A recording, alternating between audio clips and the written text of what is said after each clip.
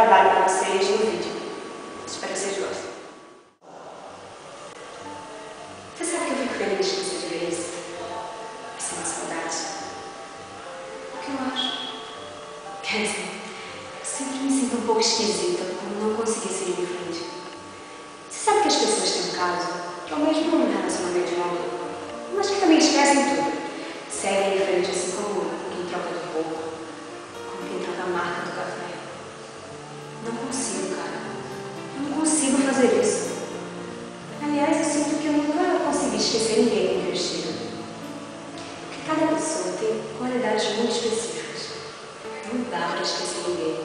Nunca. E é por isso que eu tenho tanto medo quando me envolvo com alguém. Porque dói demais.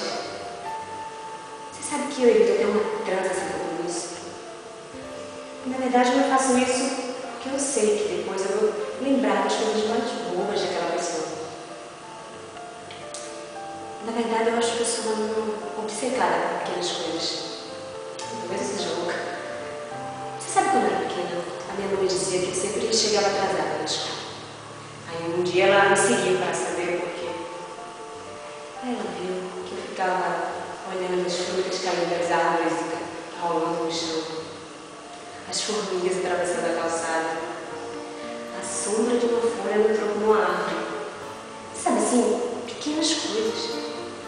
E que eu acho que acontece a mesma coisa com a gente. Eu vejo pequenos detalhes tão específicos de cada um que me comovem, que eu sinto falta depois. Eu vou sentir saudade sempre. Não dá. Não dá pra substituir ninguém nunca. Porque cada pessoa tem inúmeros e belos detalhes. Tipo assim, ó. Eu lembro que a sua barba tem fios avermelhados e que eles brilhavam no sol, naquela manhã antes de você ir embora. Eu lembro disso e sinto saudade. Muito louco isso, não é não?